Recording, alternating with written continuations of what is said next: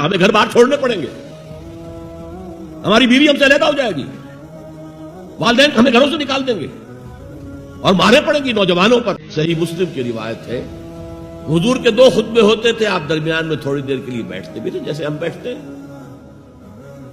اور یہ کس لیے تھا؟ شاید آپ نے کبھی غور نہ کیا، یہ اس لیے نہیں تھا کہ حضور کو کوئی تکان ہو جاتی تھی، آپ کے خطبے بہت مختصر ہوتے تھے، لمبے خطبے کی ضرورت کیا؟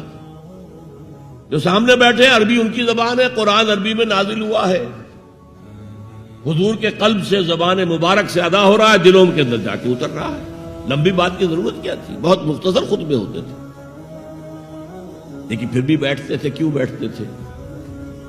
یہ علامت تھی اس بات کی کہ یہ خطبہ جو ہے یہ ظہر کی 2 رکعتوں کا قائم مقام ہے۔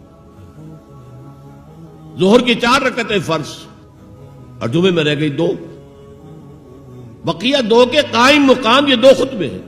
لیکن خطبوں میں کرتے کیا تھے؟ یقرأ آیات من القرآن، قرآن کی آیات پڑھ کے لوگوں کو سناتے تھے، وَيُذَكِّرُ النَّاسَ، اور اسی کے حوالے سے نصیحت کرتے تھے، بس اللہ اللہ خیر سن۔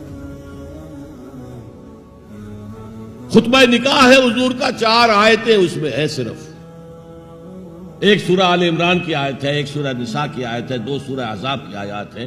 آپ نے اپنی طرف سے کوئی وعظ کہا ہی نہیں اس میں۔ تو تبلیغ، تعلیم، تذکیر، انذار، تبشیر سب قرآن کے ذریعے سے پہلا کام کیا، پھیلاؤ اس کو۔ اب اس کے بعد جو آ جائیں قبول کر لیں شعوری طور پر، ہماری طرح نہیں کہ وہ صرف ایک نسلی قسم کا عقیدہ ہے۔ ظاہر بات ہے اس وقت جو مان رہے تھے وہ تو دل یقین کے ساتھ مان رہے تھے نا، انہیں پتا تھا ہمیں گھر بار چھوڑنے پڑیں گے، ہماری بیوی ہم سے علیحدہ ہو جائے گی، والدین ہمیں گھروں سے نکال دیں گے اور مارے پڑیں گی نوجوانوں پر اور غلاموں کے اوپر تو جو بے پناہ سختیاں ہوئی ہیں۔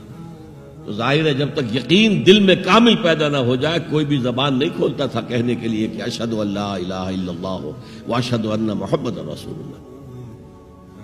تو جو آ گئے ایمان کو قبول کر لیا، اب ان کو جمع کرو، منظم کرو،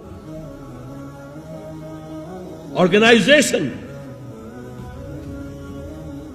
اس لیے کہ نظام کو بدلنا آسان کام نہیں ہے۔